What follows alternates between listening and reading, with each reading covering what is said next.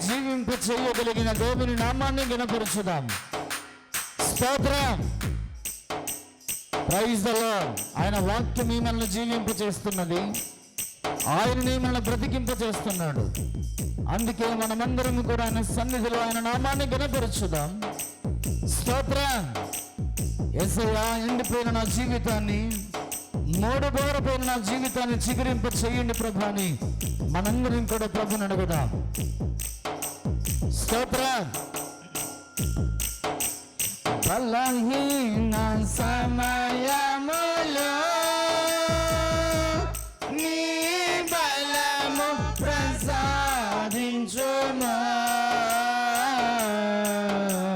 బలహీన సమయములో నీ బలము ప్రసాదించుమా. జీవనది అందరూ పడాలి. నా హృదయములో ప్రవహింపజేయుమయ్యా. జీవనదిని ఆమేన్. హృదయములో ప్రవహింపజేయుమయ్యా. ఆమేన్. ఆయన సన్నిధికి వచ్చిన మన జీవితాలలో ప్రభా, నాలో బలహీనతలు ఉన్నట్టయితే నన్ను బలపరచండి, బలహీనతలు తొలగించి నన్ను బలపరచు ప్రభా అని ప్రభుని అడుగుదాం. ఆయన వాక్యము చేత మనల్ని బలపరచబోతున్నాడు, ధైర్యపరచబోతున్నాడు, నడిపించబోతున్నాడు. అందుకే ఆయన వాక్యమైన జీవజలములు మన హృదయంలో ప్రవహింప చేయబడుతున్నాయి. స్తోత్రం. ఆమేన్.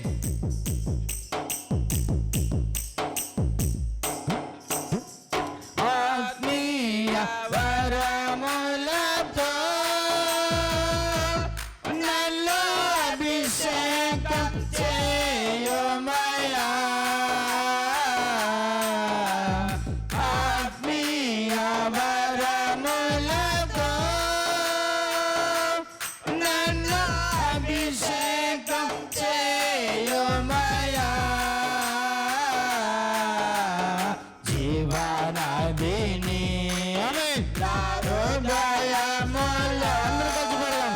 ప్రవహింపజేయుమయ్యా.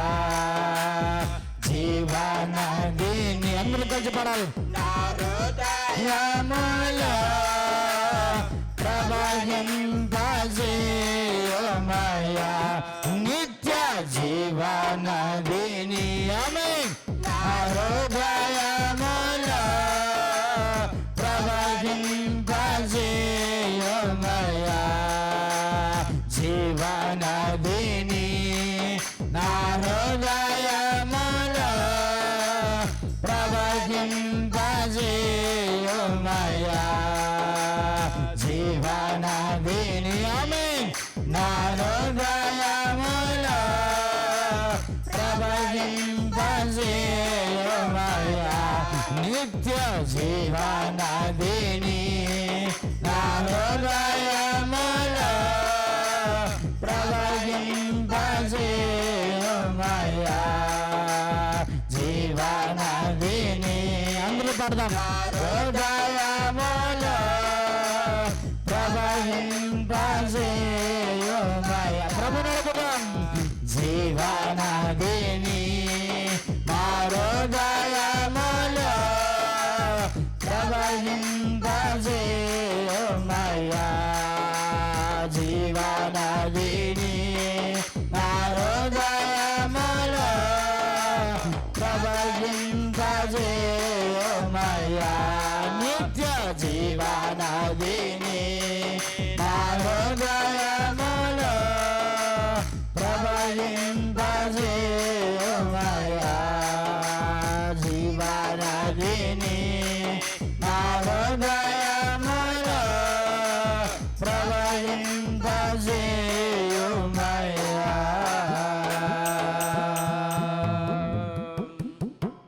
ఆయన సన్నిధికి వచ్చిన మనందరం కూడా యేసయ్యా, జీవనదిని నాలో ప్రవహింప చేయండి. నీ వాక్యం అనే జీవనదిని నా హృదయంలోనికి ప్రవహింప చేయండి ప్రభువా. ఎండిపోయిన నా ఎముకలను నీ వాక్యమని జీవ జలముల ద్వారా చిగురింప చేయండి ప్రభా అని ప్రభుని అడుగుదాం. శరీర క్రియలన్నిటిని కూడా అణిచివేయండి ప్రభా నీ వాక్యముని జీవజలము ద్వారా.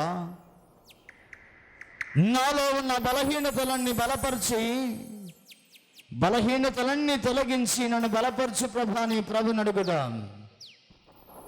దేవుడు మన ప్రార్థనకు జవాబిస్తున్న దేవుడు, మనం అడగగా మనకు ఉత్తరం ఇచ్చే దేవుడు. మనం ఆయన సన్నిధికి వచ్చిన గడల మన జీవితాలను మార్చబోతున్న దేవుడు. మూడుబారిపోయిన జీవితాలను, ఎండిపోయిన ఎముకలను, బలహీనమైన స్థితిని బలపరచబోతున్న గొప్ప దేవుడు, మనము నమ్మిన దేవుడు, ఏకైక దేవుడైన ప్రభువైన యేసుక్రీస్తు వారు. ప్రభుని స్తుతిస్తూ, యేసయ్యా నాలోనికి రండయ్యా, నా జీవితాన్ని మార్చండి అయ్యా. ఈ ఉపవాస ప్రార్థన కూడిక ద్వారా నా జీవితంలో ఉన్న ప్రతి బలహీనతను తొలగించి వేయండి ప్రభువా. ఎండిపోయిన నా ఎముకలను, ఎండిపోయిన నా జీవితాలను చిగురింప చేయండి ప్రభు అని అడుగుదాం. దేవుడు అద్భుతముగా మనతో మాట్లాడబోతున్నాడు. దేవుడు మన జీవితాల్లో ఆశ్చర్యమైన కార్యాలు చేయబోతున్నాడు. ప్రభుని అడుగుదాం. దేవుడే మన జీవితాలను మార్చిపోతున్నాడు. మనుషుడు మాట్లాడితే మరొక మనుషుడు వినలేడు, గ్రహించలేడు. యేసయ్యా మీరే మాతో మాట్లాడండి, మీ దాసుని నిలబెట్టుకున్నని ప్రభుని అడుగుదాం. ప్రతి మనుషునితో ఆయన మాట్లాడబోతున్నాడు. ప్రతి మనుషుని దర్శించబోతున్నాడు. బాగు చేయబోతున్నాడు.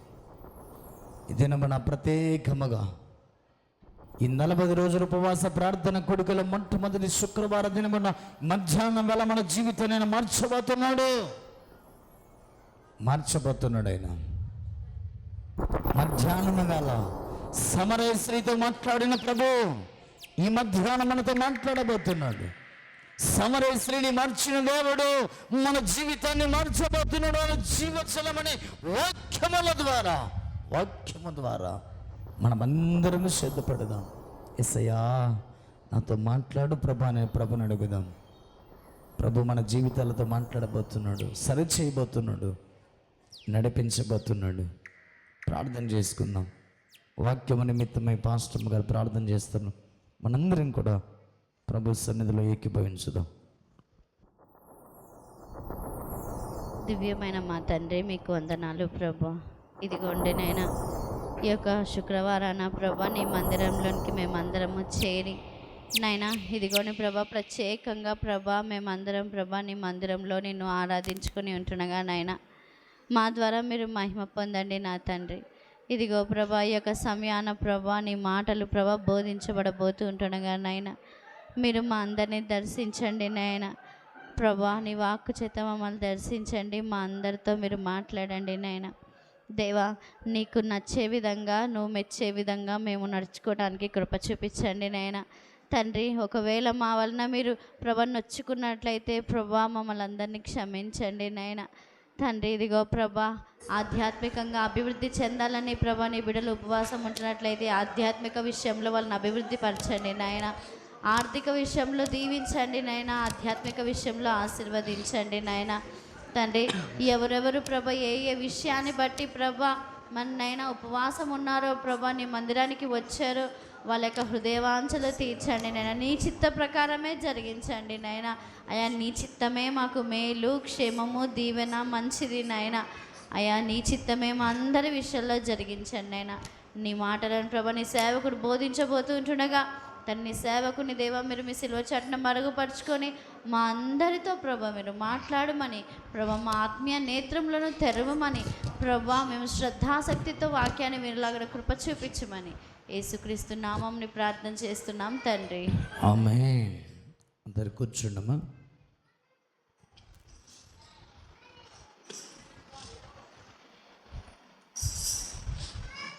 హల్లెలూయా, హల్లెలూయా. అంత బాగున్నారమ్మా? అయ్యా మీరు బాగున్నారా? మంచిది. దేవుని అపారమైన ప్రేమ దేవుడు మన పట్ల చూపిస్తూ ప్రత్యేకముగా 2026వ సంవత్సరంలో ఈ మొదటి ఉపవాస ప్రార్థన కూడికకు శుక్రవారం దినమున ప్రభు సన్నిధికి వచ్చిన మీ అందరికీ ప్రభు నామమున శుభములు వందనములు తెలియజేస్తూ ఉన్నాం. మంచిది, చదవబడిన లేఖన భాగాన్ని మరొకసారి చదువుకుందాం. యోవేలు గ్రంథం 2వ అధ్యాయము 12వ వచనం మాత్రమే చదువుకుందాం.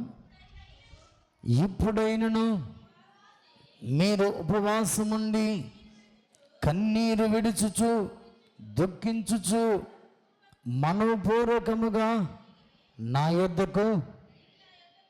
తిరిగి నా యొద్దకు రండి. హల్లెలూయా. ఇదే యెహోవా వాక్కు.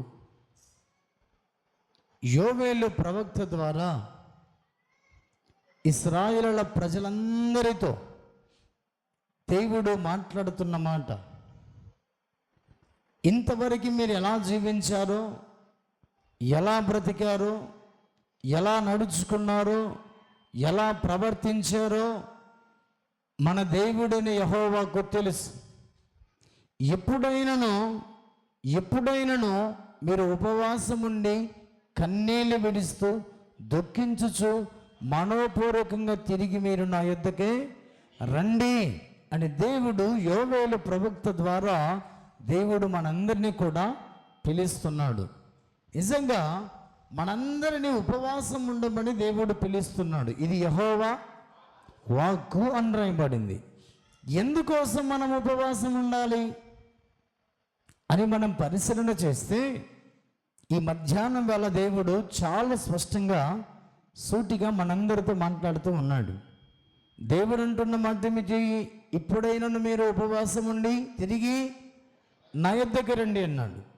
ఎందుకోసం మనం ఉపవాసం ఉండాలని దేవుడు సన్నిధిలో మనమే ప్రశ్న వేసుకున్నట్లయితే దేవుడు చాలా స్పష్టంగా ఆయన వాక్యము ద్వారా మనకు జవాబును కనపరుస్తూ ఉన్నాడు. ఎందుకోసం మనము ప్రభు సన్నిధిలో ఉపవాసం ఉండాలి అని మనం పరిశీలన చేసుకున్నట్లయితే దేవుని యొక్క వాక్యం తెలియజేస్తున్న రీతిగా చూడండి. మొదటి సమూయేలు గ్రంథం 7వ అధ్యాయం. మొదటి సమూయేలు గ్రంథం 7వ అధ్యాయం 6వ వచనం.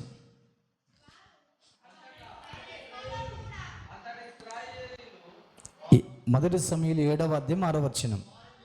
వారు మిస్పాలో కూడుకొని నీళ్లు చేది యెహోవా సన్నిధిని కుమ్మరించి ఆ దినము ఉపవాసం ఉండి యెహోవా దృష్టికి మేము పాపాత్ములమని ఒప్పుకొని మిస్పాలో సమూయేలు ఇశ్రాయేలులకు న్యాయము తీర్చుచు వచ్చెను అని రాయబడింది.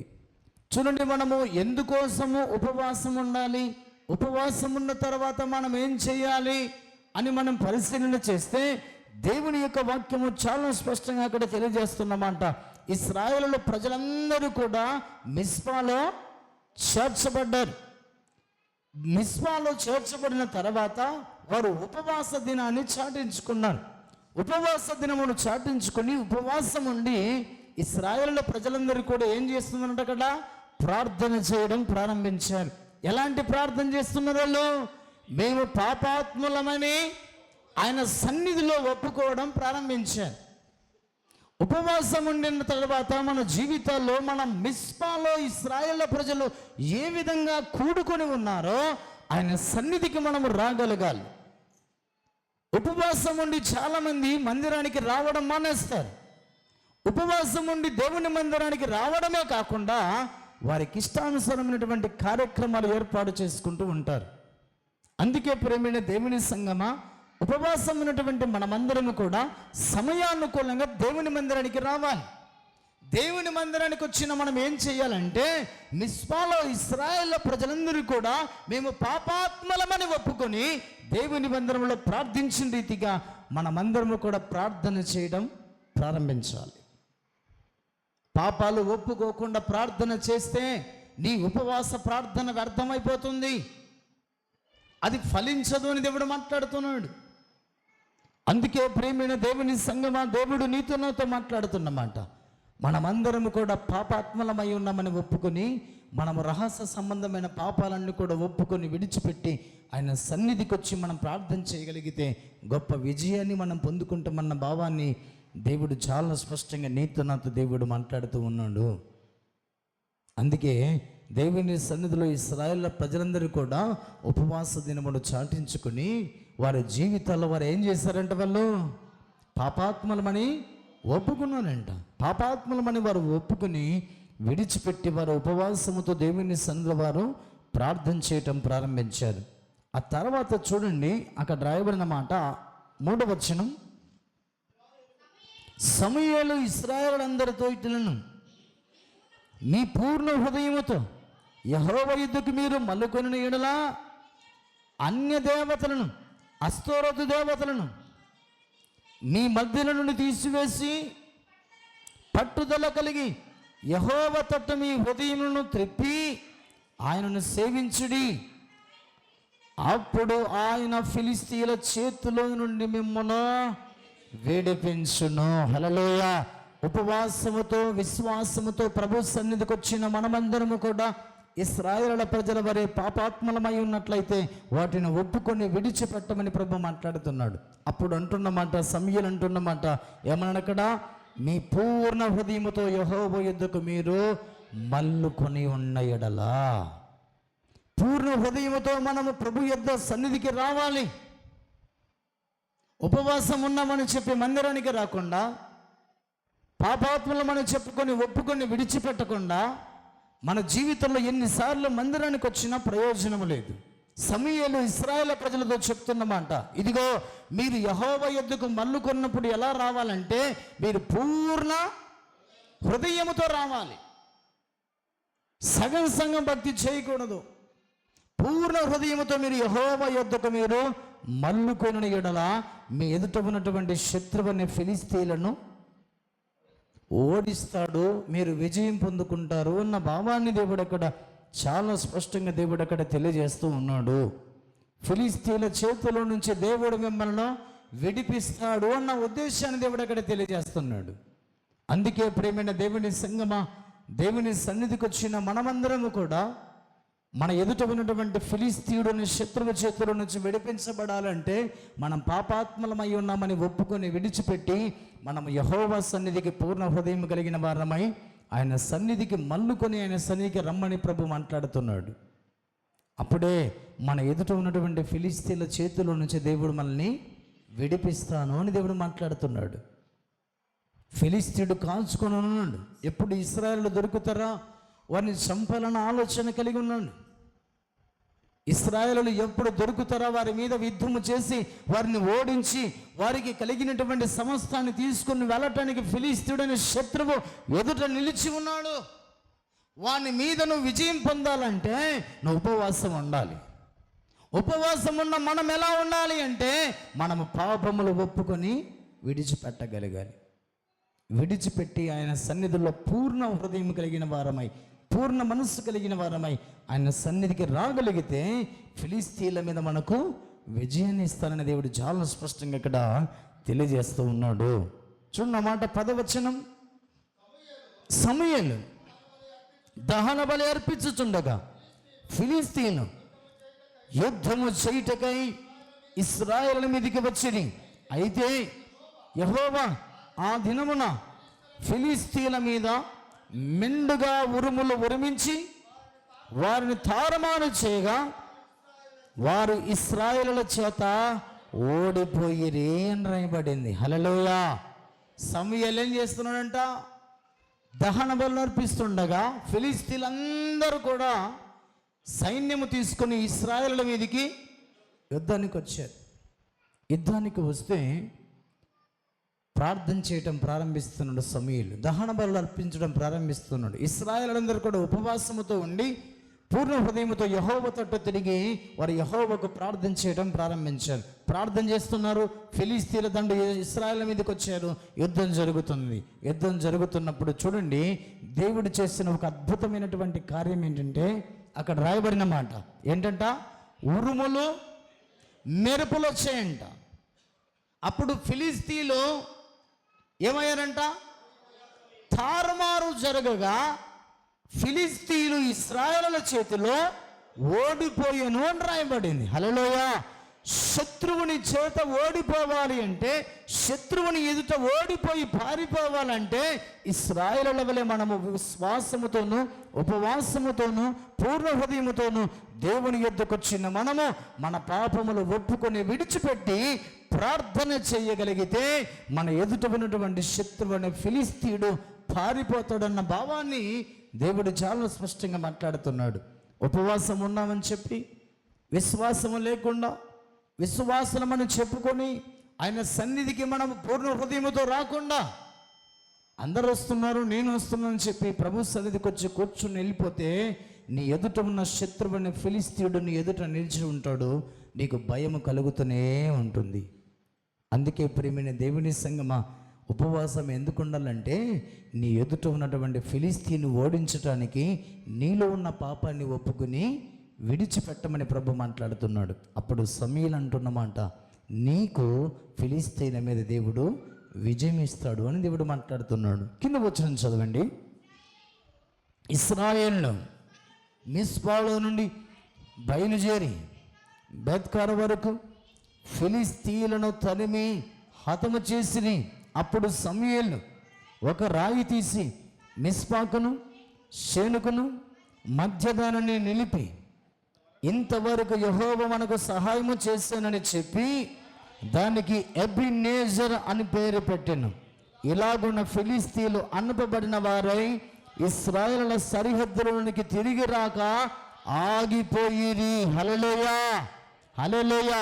మరలా ఫిలిస్తీయులు ఇశ్రాయేలుల యొద్దకు తిరిగి రాకుండా వారు అనపబడిన వారై ఆగిపోయిరి అని రాయబడింది. అసలు శత్రువు ఏం చేస్తాడు చెప్పండి? శత్రువు ఒక దేశాన్ని కానీ, ఒక వ్యక్తిని కానీ, ఒక కుటుంబాన్ని కానీ, ఒక గ్రామాన్ని కానీ, శత్రువు అనేవాడు మనకు ఉన్నాడు అనుకోండి, వాడు మనల్ని ఏం చేస్తాడు చెప్పండి? ఇప్పుడు మనకు శత్రువు ఉన్నాడండి, శత్రువు మనల్ని ఏం చేస్తాడు? నాశనం చేయాలని చూస్తాడు. చూడుడా, శత్రువులు అనేవారు ఉన్నారా లేదా మీకు? మామూలుగా మన శరీర సంబంధంగా ఇప్పుడు మనకి శత్రువు అనేవాడు ఉన్నాడు అనుకోండి, మనల్ని ఏం చేస్తాడు చెప్పండి? నష్టం కలగజేయాలని చూస్తాడు. ఏదో ఒక రీతిగా పొలం దగ్గరనో, ఇంటి దగ్గరనో, ఆస్తుల దగ్గరనో, డబ్బు విషయంలోనో ఏదో ఒక రీతిగా మనల్ని నష్టము చేయాలని చూస్తాడు. ఫిలిస్తీయులు కూడా ఇశ్రాయేలులకు నష్టం కలగజేయాలని చూశారు. వారిని ఓడించి వారిలో ఉన్న సమస్తాన్ని వారు దోచుకొని వెళ్ళాలని చూశారు. ప్రేమైన దేవుని సంగమా, శత్రువు అనేవాడు ఎప్పుడు కూడా మనల్ని పాడు చేయాలని చూస్తాడు. అందుకే శత్రువు అనే అనారోగ్యం, శత్రువు అనే సమస్యలు, శత్రువు అనేటువంటి ఇబ్బందులు, శత్రువు అనే ఎవరికి చెప్పుకోలేనటువంటి మానసిక రోగాలు, ఇవన్నీ కూడా నీ జీవితంలో శత్రువులుగా ఉన్నాయి.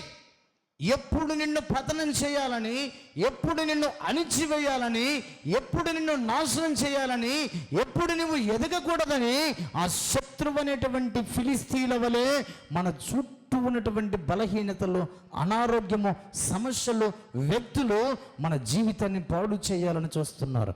ఆ శత్రువును ఓడించాలంటే ఫిలిస్తీయుల వలె మనము ఓడిపోకుండా, పారిపోకుండా, కృంగిపోకుండా, నలిగిపోకుండా ఇశ్రాయేలుల వల్ల మనం నిలబడాలంటే ఉపవాస దినాన్ని చాటించుకోవాలి.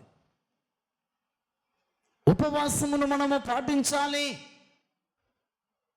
ఉపవాసమును ఉన్నటువంటి మనం ఏం చేయాలంటే ఇశ్రాయేలుల వల్ల మిస్పాలో వారు పాపములు ఒప్పుకున్న రీతిగా మనము ఒప్పుకొని విడిచిపెట్టినప్పుడే ఫిలిస్తీయులు మన ఎదుట నిలవకుండా వారు అణచబడిన వారై మారు పారిపోతారు అన్న భావాన్ని దేవుడు తెలియజేస్తున్నాడు. మనకున్నటువంటి శత్రువు అనే అనారోగ్యము, బలహీనత, సమస్యలు, శ్రమలు కూడా మన ఎదుట నిలవకుండా, మన ఎద్దుకు రాకుండానట్లుగా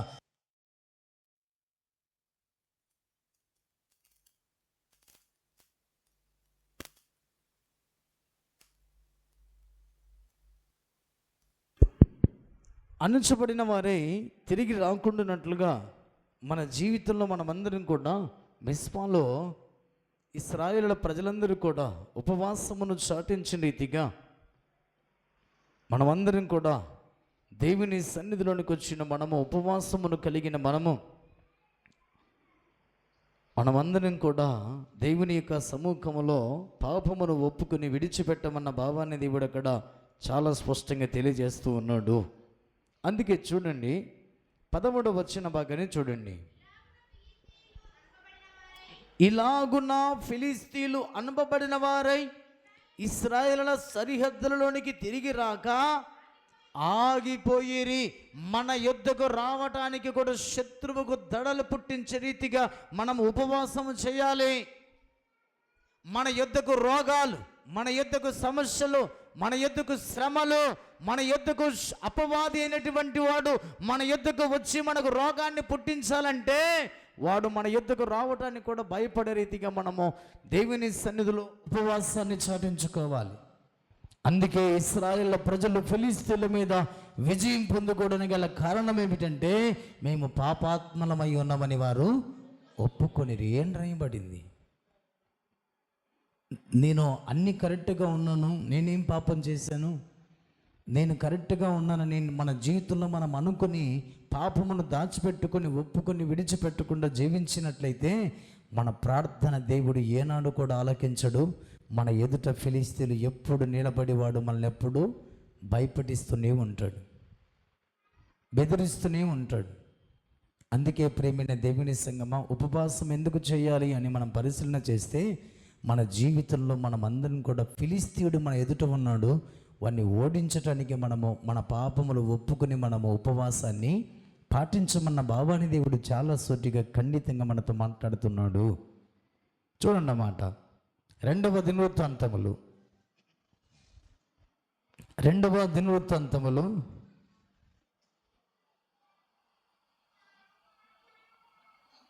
20వ అధ్యాయం 2వ దినవృత్తాంతములు 20వ అధ్యాయం మొదటి వచనం నుంచి చూడండి. ఇది అయిన తర్వాత మోయాబీలను, అమ్మోనీలను, మోయోనీలలో కొందరును దండెత్తి యెహోషాపాతు మీదికి వచ్చిరి. అంతలో కొందరు వచ్చి సముద్రము అవల నుండి సిరియల తట్టు నుండి గొప్ప సైన్యం ఒకటి నీ మీదికి వచ్చుచున్నది, చిత్తగించుము. వారు అససోను తామారోను ఎన్నిగేదుల్లో ఉన్నారని యెహోషాపాతుకు తెలియజేసిరి. అందుకు యెహోషాపాతు భయపడి యెహోవా యొద్ద విచారించుటకు మనసు నిలుపుకొని యూదయంతటా ఉపవాస దినము ఆచరింపవలనని చాటింపగా అండ్రాయబడింది. హల్లెలూయా. చూడండి, యెహోషాపాతు మీదికి 4 దేశాల రాజులు యుద్ధానికి వచ్చారు. 4 దేశాల రాజులు కట్టగట్టుకుని యెహోషాపాతు మీదికి యుద్ధానికి వచ్చారు. యుద్ధానికి వచ్చి ఎలాగైనా యెహోషాపాతును ఓడించి ఆ దేశంలో ఉన్నటువంటి వనరులన్నీ కూడా తీసుకొని వెళ్ళాలన్నటువంటి ఆలోచన కలిగి 4 దేశాల రాజులు అతని మీదికి వస్తే అతనికి వర్తమానం వచ్చింది, అయ్యా నీ మీదికి పలానా దేశాల నుంచి రాజులు సైన్యము తీసుకొని యుద్ధానికి వస్తున్నారని తెలియగానే అతడు ఏం చేశాడండి? మొదటగా భయపడ్డాడు. మనకు కూడా కొన్నిసార్లు శత్రువు అనే రోగం వచ్చినప్పుడు, శత్రువు అనే శ్రమ కలిగినప్పుడు మన జీవితంలో మనం మొదటగా ఏమైపోతాం? భయపడతాం. ఏమవుతుందో ఈ రోగము ద్వారా, ఏమైపోతుందో ఈ సమస్య ద్వారా. నిజంగా మన జీవితంలో మనుషులం కదా, కాస్త భయమే ఉంటుంది. ఎందుకంటే మనకు ఏదైనా కలగరాని రోగం ఎప్పుడైనా వచ్చిందనుకోండి, మనం చాలా భయపడిపోతాం. నేను కింద పడి ఎవరికి గాయమైనప్పుడు డాక్టర్లు చెప్పిన మాటను బట్టి నేను ఎంతో భయపడిపోయినప్పటికీ కూడా దేవుడు ధైర్యం ఇచ్చి విశ్వాసముతోనూ ప్రార్థించినప్పుడు దేవుడు డాక్టర్ల ద్వారా మంచి వైద్యాన్ని దేవుడు అందింపజేశాడు. హల్లెలూయా. అందుకే భయపడినప్పటికీ కూడా యెహోషాపాతు ఏం చేశాడండి? ఉపవాస దినమును అతడు చాటింపు చేశాడు. చాటింపు చేసి ఇదిగో యెహోవా యొద్ద విచారణ చేయటానికి మనమందరము కూడా మనసు నిలుపుకొని అందరినీ కూడా ఆయన సన్నిధికి తోడుకొని వచ్చాడు. ప్రేమైన దేవుని సంగమా, దేవుడు మాట్లాడుతున్న మాట, భయపడుతున్నటువంటి మన జీవితాల్లో భయం తొలగిపోవాలంటే, శత్రువు అనేవాడు మన ఎదురు నుంచి పారిపోవాలంటే, యెహోషాపాతులాగా మన జీవితంలో మనం ఏం చేయాలి? యెహోవా సన్నిధిలో మనము ప్రార్థన చేయటానికి మనసు నిలుపుకోవాలి. మన మనసు అటు ఇటు వెళ్ళిపోకూడదు. మన ఆలోచన అటు ఇటు వెళ్ళిపోకూడదు. కొన్నిసార్లు మన జీవితంలో నుండి మన మనసు అటు ఇటు వెళ్ళిపోతుంటుంది. నా దేవుడు ప్రార్థన వింటాడా వినడా, జవాబిస్తాడా ఇయ్యడా అన్నటువంటి మనసు అటు ఇటు వెళ్ళిపోతుంటుంది. అందుకే దావీదు భక్తుడు అంటాడు, యెహోవా నా మనసు స్థిరమైనటువంటి మనసును కలగజేయమని దావీదు ప్రార్థన చేస్తాడు. నా అంతరంగములో స్థిరమైన మనసును నూతనముగా పుట్టించమని దావీదు ప్రార్థన చేస్తాడు. అందుకే ప్రేమైన దేవుని సంగమా, యెహోషాపాతు కూడా దేవుని మందిరంలో ప్రార్థన చేయుటకు తన మనసును నిలుపుకొనెను అని రాయబడింది. చూడండి, అక్కడ రాయబడిన మాట. అందుకు యెహోషాపాతు భయపడి యెహోవా యొద్ద విచారించుటకు మనసు నిలుపుకొని యూదయంతటా ఉపవాస దినము ఆచరింపవలనని చాటింపగా, యూదావారు యెహోవా వలన సహాయమునకు వేడుకొనుటకై కూడుకొనిని యెహోవా యొద్ద విచారించుటకు యూదా పట్టణములన్నిటిలో నుండి జనులు వచ్చిరి. యెహోషాపాతు యెహోవా మందిరంలో కృత శాల ఎదుట సమాజముగా కూడిన యూదా యెరూషలేము జనుల మధ్యను నిలవబడి, మా పితరుల దేవా యెహోవా,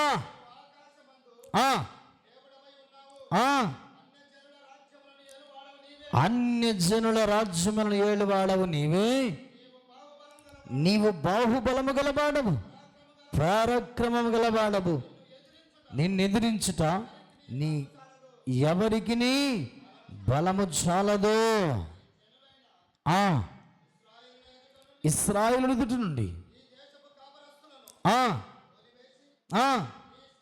నీ స్నేహితుడైన అబ్రహాము యొక్క సంతతికి దీనిని స్వాస్థ్యముగా నిచ్చిన మా దేవుడవు నీవే అని ఉపవాస దినమును చాటించుకొని మనసు నిలుపుకొని యూదా వారందరినీ కూడా సమకూర్చుకొని దేవుని సన్నిధిలో అతడు ప్రార్థన చేయడం ప్రారంభించాడు. ప్రార్థన చేయడం ప్రారంభించినప్పుడు చూడండి, దేవుని యొక్క వాక్యము నీతో నాతో తెలియజేసినటువంటి మాటను ఒకసారి జాగ్రత్తగా మనం చదువుకుందాం. 13వ వచన భాగాన్ని చూడండి. యూదా వారందరూ తమ శిశువులతోనూ భార్యలతోనూ పిల్లలతోనూ యెహోవా సన్నిధిని నిలవబడి, అప్పుడు మత్తన్యాకు పుట్టిన యెహూయేలు కుమారుడైన బెనీయాకు జననమైన జకరియా కుమారుడును ఆసాపు సంతతి వాడును లేవీయుడునగు యహజీయేలు సమాజములో ఉండెను. యెహోవా ఆత్మ అతని మీదికి రాగా అతడిలాగున ప్రకటించెను, యూదావారులారా, యెరూషలేము కాపురస్తులారా, యెహోషాపాతు రాజు మీరందరూ ఆలకించుడి. యెహోవా సెలవిచ్చినదేమనగా, ఈ గొప్ప సైన్యముకు మీరు భయపడకుడి, జడికుడి, యుద్ధము మీరు కాదు, దేవుడే జరిగించును. హల్లెలూయా, హల్లెలూయా. చూడండి, యెహోషాపాతు చేసినటువంటి ఉపవాస ప్రార్థన కోడికకు ఎవరెవరు వచ్చారంట? ఎవరెవరు వచ్చారంట? భార్యలు, భర్తలు, శిష్యులు, పిల్లలు, వృద్ధులు అందరూ దేవుని మందిరానికి వచ్చి ప్రార్థన చేస్తుండగా యెహోషాపాతుకు దేవుడు వాగ్దానం చేస్తున్నాడు. యెహోషాపాతు, మీరు ఈ గొప్ప సైన్యమును చూసి మీరు భయపడకుడి. మీరు కాదు యుద్ధము చేసేది, మీ సైన్యము కాదు యుద్ధము చేసేది, మీ దేవుడైన యెహోవాయే మీ పక్షమున ఇదిగో ఆ రాజులతోనూ ఆ దేశముతోనూ ఆ శత్రువులతోనూ యుద్ధము చేయబోతున్నాడు. యుద్ధము యెహోవాదే.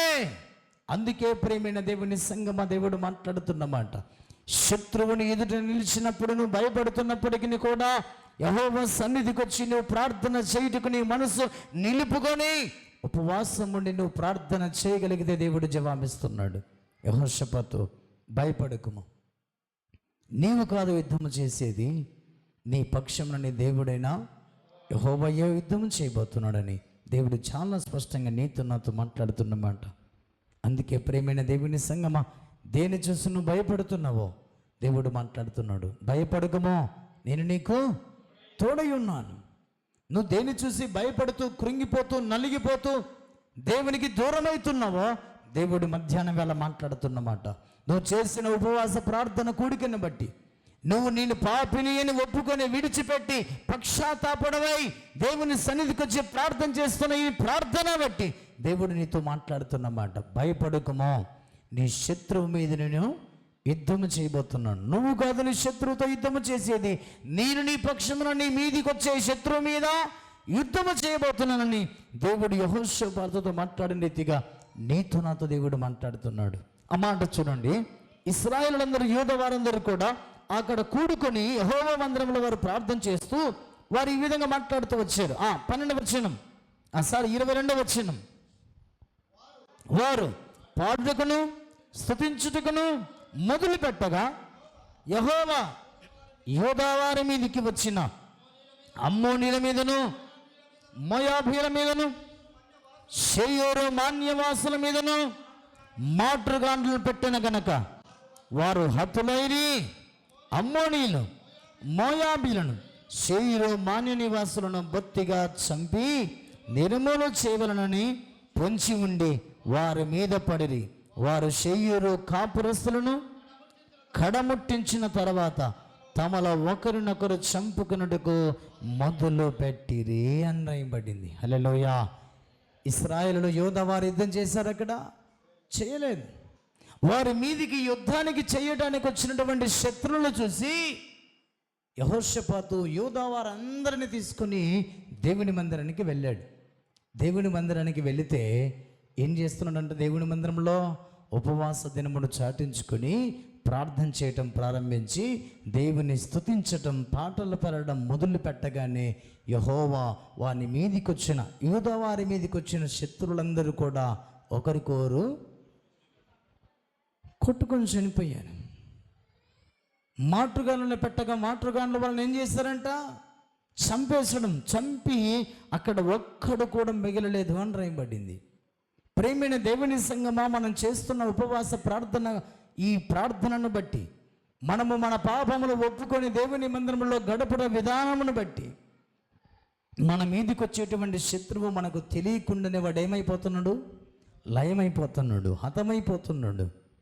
అందుకే మనకు మీదికి వాడు ఎప్పుడు మృగ్గుతున్నాడు, గర్జించే సింహం వల్ల వాడు మన మీదికి వస్తున్నాడు. రోగముల ద్వారా, శ్రమల ద్వారా, ఎవరికి చెప్పుకోలేని బాధల ద్వారా మన జీవితంలో మన మీదికి వాడు వస్తున్నప్పటికీ మనకు తెలియకుండానే వాని మీద మనం చేస్తున్న ప్రార్థన బట్టి, మనం చేస్తున్న ఉపవాసమును బట్టి, మనం చేస్తున్న పాపమును ఒప్పుకొని విడిచిపెట్టుట విధానమును బట్టి వాని మీద దేవుడు యుద్ధము చేసి వాడు మన మీదికి రాకుండా అక్కడే వాడిని హతము చేస్తున్నాడు అని రాయబడింది. చాలా స్పష్టంగా దేవుడు నీతో నాతో తెలియజేసిన మాట చూడండి. 29-30 వచ్చిన భాగాలు చూడండి. ఇశ్రాయేలు శత్రువులతో యెహోవా యుద్ధము చేసినని దేశముల రాజ్యముల వారందరూ వినగా దేవుని భయము వారందరికీ వచ్చెను అని రాయబడింది. చూడండి, ఇశ్రాయేలులకు తెలియదు మాట. వాళ్ళు వచ్చారని తెలుసు కానీ వారు ఓడిపోయింది, వారు చనిపోయింది యూదా ఇశ్రాయేలు వారికి తెలియకుండానే దేవుడు అంత గొప్ప కార్యాన్ని దేవుడు అక్కడ చేశాడు. అందుకే సకల దేశంలో ఉన్న రాజ్యములో ఉన్న వారందరూ కూడా ఈ వర్తమానాన్ని విని యెహోవా భయము వారికి పుట్టెను అని రాయబడింది. అందుకే ప్రియమైన దేవుని సంగమా, దేవుని సన్నిధిలో మనము ఉపవాసం ఎందుకు చెయ్యాలంటే మన ఎదుట ఉన్నటువంటి శత్రువును ఓడించటానికి మన పాపములు మనం ఒప్పుకొని విడిచిపెట్టాలి. మన ఎదుట ఉన్న శత్రువు మీద మనం విజయం పొందాలంటే, దేవుడు మన పక్షమున శత్రువు మీద విజయము యుద్ధము చెయ్యాలంటే మనం యెహోవా సన్నిధిలో మనము ఉపవాసము చెయ్యమని దేవుడు మాట్లాడుతూ ఉన్నాడు. మనం ప్రయాణములో వెళుతున్నప్పుడు శత్రువులను అటాక్ చేస్తాడు. రాత్రి మనం పడుకున్నప్పుడు శత్రువులను అటాక్ చేస్తాడు. వాని మీద మనము యుద్ధము చేయకుండానే మనం పగలు చేసిన ప్రార్థన, రాత్రి చేసిన ప్రార్థన, మధ్యాహ్నం చేసిన ప్రార్థనను బట్టి, మన ఉపవాసమును బట్టి దేవుడే మన మీదకి వచ్చే శత్రువుతో యుద్ధము చేస్తాడని దేవుడు చాలా స్పష్టంగా మాట్లాడుతున్నాడు. అందుకే ప్రేమైన దేవుని సంగమా, మనమందరము కూడా హృదయపూర్వకంగా మనం ఆయన ఎద్దుకు రావాలి. హృదయపూర్వకంగా మనం ఆయన ఎద్దుకు వచ్చి ఉపవాసముతో, విశ్వాసముతో ఆయన సన్నిధిలో మనము ప్రార్థన చేయగలిగితే, మన జీవితంలో మన పాపాలు ఒప్పుకొని విడిచిపెట్టగలిగితే, మన మీదకి వచ్చినటువంటి శత్రువుని మీద ఆయన యుద్ధము చేసి వాడిని ఓడిస్తాడు అన్న ఉద్దేశాన్ని దేవుడు అక్కడ తెలియజేస్తున్నాడు. అమ్మాండు చదవండి. ఈ ప్రకారం అతని దేవుడు చుట్టూనున్న వారిని జయించి అతనికి నెమ్మది అనుగ్రహింపగా యెహోషాపాతు రాజ్యము నిమ్మలముగా ఉన్నది అని రాయబడింది. హల్లెలూయా. శత్రువు మన ఎదుట ఉంటే మనకు నిమ్మలం ఉంటుందా? సమాధానం ఉంటుందా? ప్రశాంతంగా ఉంటామా? ఎప్పుడు వస్తాడో శత్రువు, ఎక్కడి నుంచి ఎలా వస్తాడో శత్రువు అన్న భయముతో మన జీవితంలో నిద్రలేని రాత్రులు గడుపుతూ రాజులు తన జీవితాన్ని కొనసాగించుకుంటూ వచ్చారు. అందుకే యెహోషాపాతు చేసిన ప్రార్థన, యెహోషాపాతు చేసిన ఉపవాస ప్రార్థనను బట్టి తన మనస్సును నిలుపుకొని పూర్ణ హృదయంతో దేవుని మందిరానికి వచ్చి ప్రార్థన చేసిన ఆ ప్రార్థనను బట్టి యెహోషాపాతు మీదకి వచ్చిన శత్రువును ఓడించి అతనికిని అతని రాజ్యానికి దేవుడు ఏం చేశాడంట?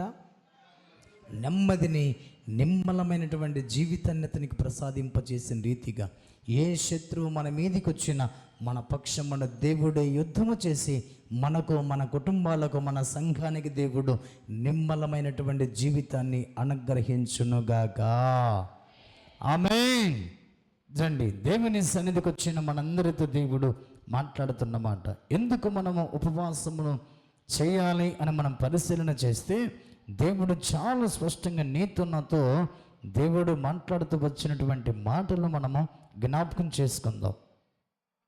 యోవేలు గ్రంథం 2వ అధ్యాయం 13వ వచనం. కరుణావాత్సల్యము కలిగిన వాడు, శాంతమూర్తియు, అత్యంత కృపగలవాడునయుండి తాను చెయ్యనుద్దేశించిన కీడు చెయ్యక పక్షాత్తాపడినట్లు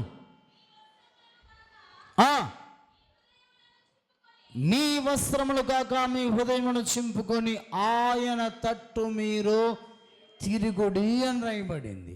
రెండవది, మనం ఎందుకు ఉపవాసము చేయాలి? నిద్రపోయేతుల్లో ఒకసారి హల్లెలూయా చెప్పండి. హల్లెలూయా, హల్లెలూయా. ఒకసారి అందరం గట్టిగా చెప్పుదాం. హల్లెలూయా, హల్లెలూయా, హల్లెలూయా. అదే పండి వాక్యం అర్థమవుతుంది అన్నతో హల్లెలూయా చెప్పండి ఒకసారి. హల్లెలూయా. మరి ఎందుకు నిద్ర వస్తుంది? ఉపవాసం ఉంటే నిద్ర రాదండి.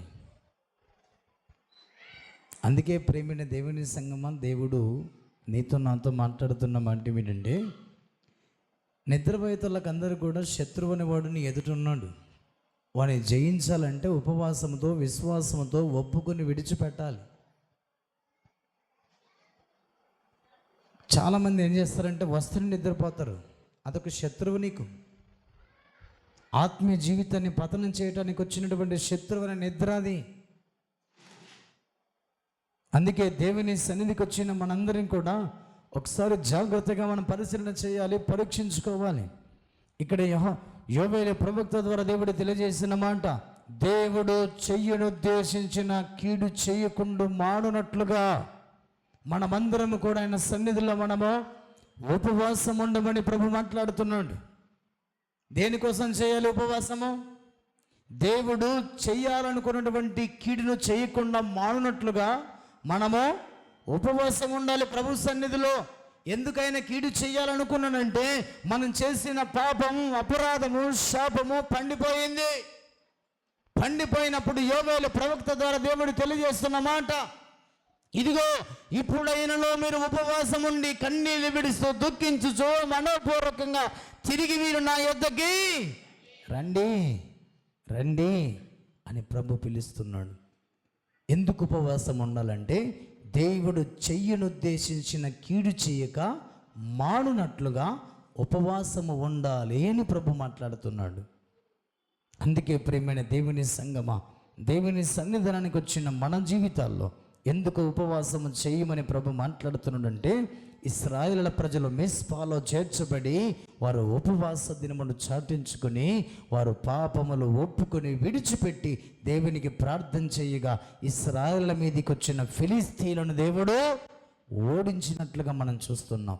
నీ మీదికి వచ్చే ప్రతి బలహీనత, ప్రతి అనారోగ్యము, ప్రతి శ్రమలు నీ జీవితంలో నిన్ను బాధ పెట్టకుండా, శత్రువుని వారు నిన్ను అణిచివేయకున్నట్లుగా నువ్వు ఉపవాసం ఉన్నట్లయితే నీ మీదకి వచ్చే శత్రువును దేవుడే వాని మీద యుద్ధము చేసి ఓడిస్తాడన్న భావాన్ని దేవుడు చాలా సుట్టిగా ఖండితంగా మాట్లాడుతున్నాడు. యెహోషాపాతు కూడా యెహోవా సన్నిధిలో మనసు నిలుపుకొని దేవునికి ప్రార్థన చేయగా అతని ప్రార్థన బట్టి అతని శత్రువును ఓడించి యెహోషాపాతుకును ఆ దేశానికి నిమ్మలమైన మనసును దేవుడిచ్చినట్టుగా మనం చూస్తున్నాం. అందుకే రెండవది ప్రభు మాట్లాడుతున్న మాట ఏమిటంటే, దేవుడు చేయాలనుకున్నాడు. ఏంటిది? కీడు చేయాలనుకున్నాడు, నిన్ను పతనం చేయాలనుకున్నాడు, నిన్ను నాశనం చేయాలనుకున్నాడు. దేనికి? పాపం పండిపోయింది. ఎన్నిసార్లు చెప్పినా దేవుడు పెందల కడ లేచి ఎన్నిసార్లు నీకు బోధించినా దేవుని మాట పట్టించుకోవడం లేదు. దేవుని వాక్యాన్ని నువ్వు తీసేస్తున్నావు. అందుకే దేవుడు నీకు కీడు చేయాలనుకున్నాడు. ఆ కీడు మన మీదికి రాకుండానట్లుగా మనం ఏం చేయాలంటే దినమున ఉపవాసం ఉండమని ప్రభు మాట్లాడుతున్నాడు. రండి యోనా పుస్తకంలోనికి రండి. యోనా గ్రంథం 3వ అధ్యాయం. దేవుని సన్నిధిలో దేవుడు చాలా స్పష్టంగా నీతో నాతో మాట్లాడుతున్నటువంటి మాట.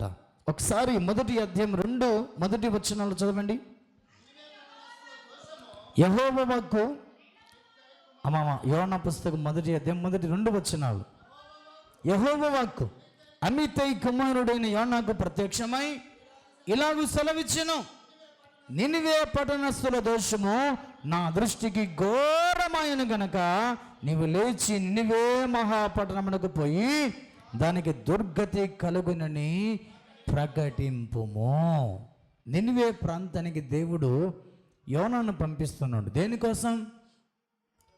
దానికి దుర్గతి కలగబోతుంది. ఎందుకంటే నినివే ప్రాంతము యొక్క పాపము నా దృష్టికి ఘోరమైపోయింది. ఘోరమైన పాపం చేశారు.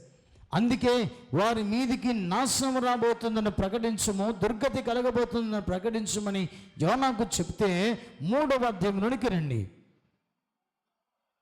3వ వచనం చదవండి. కాబట్టి యోనా లేచి యెహోవా సెలవిచ్చిన ప్రకారం నినివే పట్టణమునకు పోయిను. నినివే పట్టణము దేవుని దృష్టికి గొప్పదై 3 దినముల ప్రయాణమంత పరిమాణము గల పట్టణం. యోనా ఆ పట్టణములో 1 దిన ప్రయాణమంత దూరము సంచరించుచు ఇక 40 దినములకు నినివే పట్టణము నాశనమగునని ప్రకటన చెయ్యగా. ఏం ప్రకటన చేశాడంటే యోనా, ఇదిగో నినివే పట్టణస్థులారా, మీరు చేసిన అపరాధము, మీరు చేసిన పాపము యెహోవా దృష్టికి ఘోరంగా కనపడుతుంది. దేవుడు ఈ పట్టణాన్ని నాశనం చేయబోతున్నాడు అని 40 రోజుల్లో నాశనం చేయబోతున్నాడని ప్రకటించడానికి ప్రవక్తగా నన్ను పంపాడు అని చెప్పగానే నినివే ప్రాంత ప్రజలందరూ కూడా ఈ వర్తమానాన్ని విన్నారు. ఎందుకు మనము ఈ దినమున దేవుని సన్నిధికి వచ్చామంటే ప్రభు మాట్లాడుతున్న మాట. కింద వచనం చదవండి. నినివే పట్టణపు వారు దేవుని యందు విశ్వాసం ఉంచి ఉపవాస దినము చాటించి గనులేమి అల్పులేమి అందరను గోనె పట్ట కట్టుకొనిరి అని రాయబడింది. ఏం చేశారంట రాజులంతా? అల్పులు, ఘనులు, రాజులు, మంత్రులు, ప్రధానులు, సామాన్యులు, సామంతులు, పశువులు, జంతువులు అందరూ కూడా ఏం చేశారంట? గోనెపట్ట కట్టుకున్నారంట. ఉపవాస దినాన్ని చాటించుకొని గోనెపట్ట కట్టుకొని వ్యాకులు పడుతూ ఉన్నారంట. ప్రేమిని దేవుని సంగమ, ఎందుకు మనం ఉపవాసం ఉన్నామంటే దేవుడు నీతో నాతో మాట్లాడుతున్నమాట. దేవుడు చెయ్యను ఉద్దేశించిన కీడు చేయక మాడునట్లుగా మనం ఉపవాసాన్ని పాటించాలి అన్న భావాన్ని దేవుడు అక్కడ తెలియజేస్తున్నాడు. మనం తెలిసో తెలియకనో దేవుని ఆజ్ఞ అతిక్రమించి పాపాలు చేసి పాపాన్ని మూట కట్టుకుని పాపము ద్వారా గర్భము ధరించి మరణము కంటున్న వేళ దేవుడు నీతో నాతో మాట్లాడుతున్నమాట.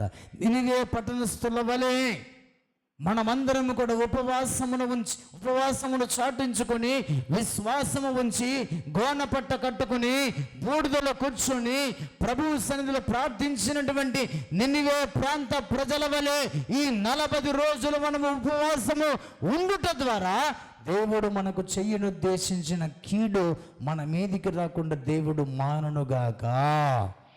ఆమేన్. అక్కడ నినివే ప్రాంత ప్రజలందరూ కూడా చాటింపు చేసుకున్నారు. అయ్యా, యోనా అనే ప్రవక్త ఒకడు వచ్చాడు. యోనా అనే ప్రవక్త యెహోవా నామ పేరిట వచ్చి ఇదిగో మన ప్రాంతమంతా కూడా సువార్తను ప్రకటించాడు. 40 రోజులకు మనం నాశనం కాబోతున్నామంట, అందరూ రండి అని రాజులు సైతము సింహాసనాలు దిగి వచ్చి బూడిదలో కూర్చుని గోనపట్ట కట్టుకొని ఉపవాసముతో విశ్వాసముతో వారు ప్రార్థన చేయటం ప్రారంభించారు. ప్రార్థన చేయటమే కాదు, ఉపవాసం ఉండటమే కాదు, వారు ఏం చేస్తారో చూడండి. అక్కడ రాయబడిన మాట 7వ వచనం నుంచి చదవమ్మా.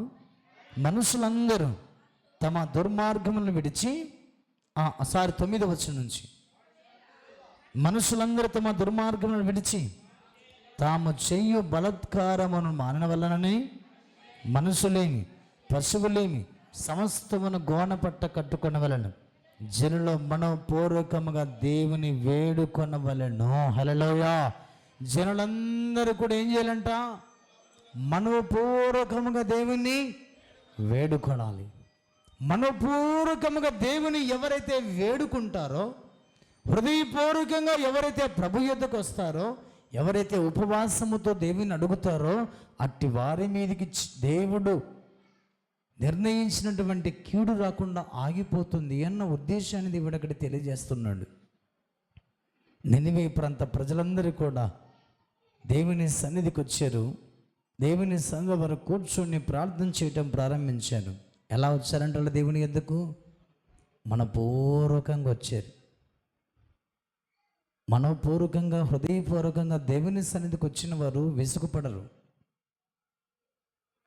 మన ఆలోచన అటు ఇటు వెళ్ళిపోదు, నిద్రపోరు.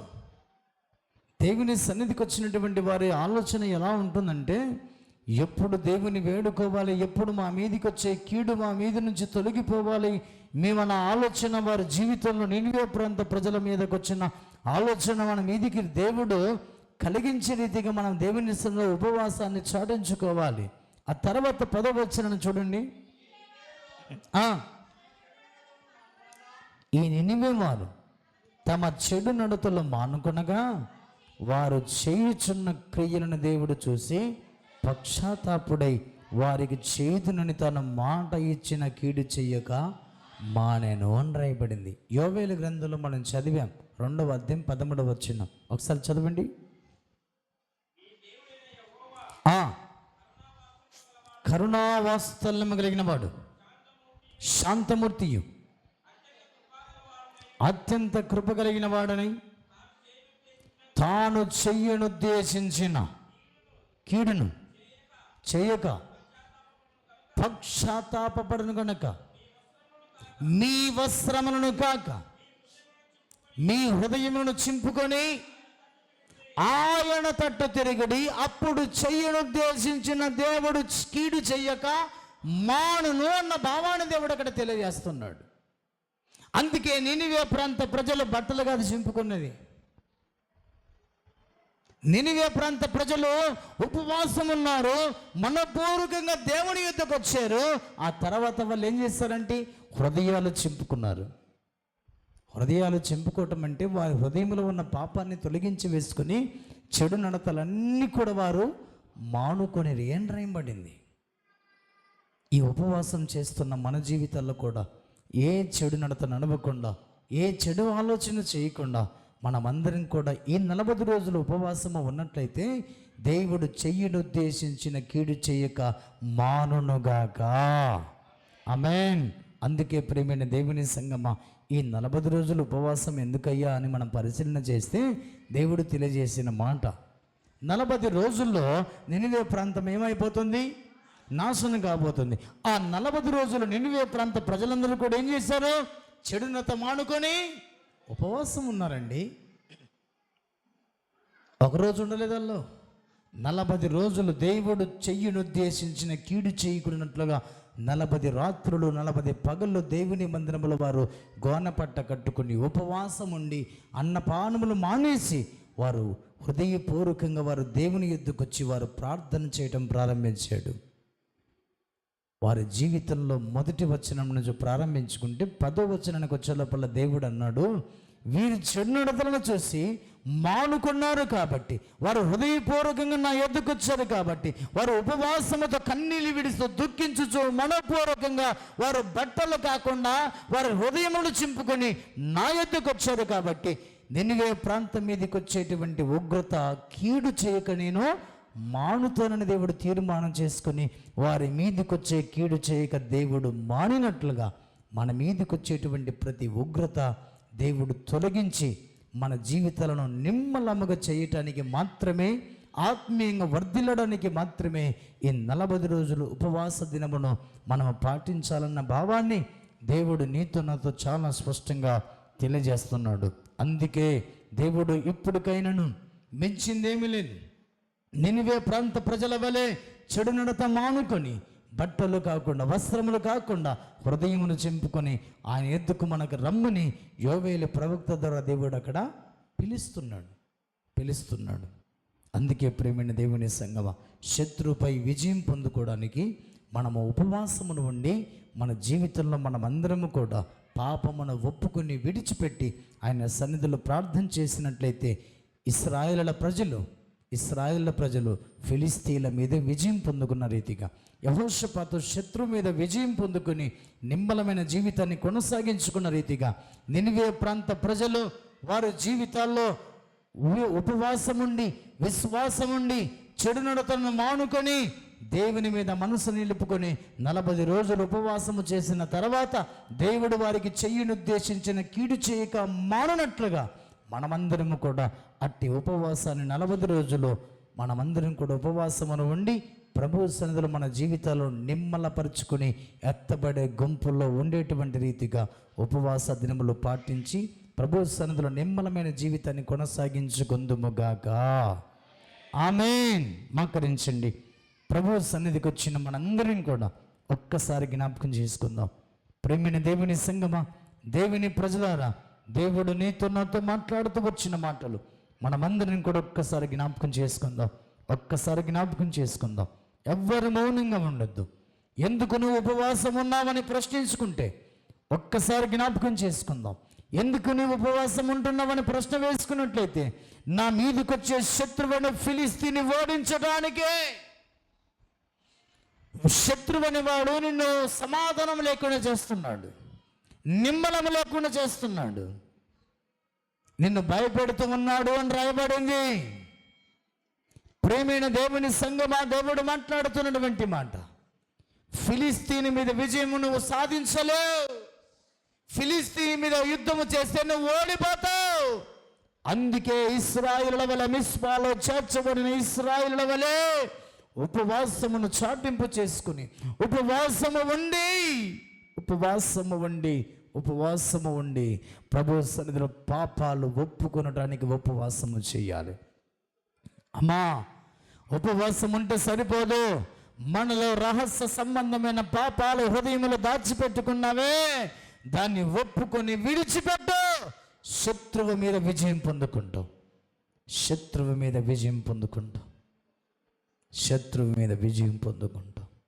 యెహోషాపాతు శత్రువును చూసి భయపడిపోతున్నాడు. అయినప్పటికీ శత్రువు మీద విజయం పొందుకొనడానికి ఉపవాస దినమును చాటింపు చేసుకుని యెహోవా యొద్ద విచారణ చేయుటకు మనసు నిలుపుకొని ప్రార్థించాడు. దేవుడిని యెహోవా యెహోషాపాతు పక్షమున నిలబడి శత్రువులతో యుద్ధము చేయగా, మాటుగాండ్రలు పట్టగా ఒక్కరిని కూడా మిగలకుండా యెహోషాపాతు శత్రువులను దేవుడు యుద్ధము చేసి పతనము చేసినట్లుగా. ప్రియమైన దేవుని సంగమా, నీ శత్రువనే రోగం నీ శత్రువనే అపాయం, నీ శత్రువనే శ్రమలు, నీ శత్రువనే ఇబ్బందులు, బలహీనతలు నీ మీద యుద్ధము చేస్తున్నాయి, చుట్టుపక్కల యుద్ధము చేస్తున్నాయి. నువ్వు ఎటు వెళ్ళాలో తెలియని పరిస్థితులు నువ్వు ఉండిపోతున్నవేమో. యెహోషాపాతులాగా యెహోవా సన్నిధికి రా, యెహోవా సన్నిధికి రా. మనసు నిలుపుకో, ఉపవాసముండు, బట్టలు కాకుండా హృదయమును చింపుకో. ఒకడు నీళ్లు చెంబులో ఉన్న నీళ్లు కుమ్మరించినట్లుగా యెహోవా సన్నిధికి వచ్చిన నీవు నీ హృదయమును క్రమ్మరించు, క్రమ్మరించు, క్రమ్మరించు. ప్రభుని అడుగు. నీవు కాదు యుద్ధం చేసేది. యెహోషాపాతు భయపడద్దు, యెహోషాపాతు భయపడద్దు. ఎందుకు భయపడుతున్నావు? నీవు కాదు యుద్ధం చేసేది, నీ పక్షమున నేను యుద్ధం చేయబోతున్నా.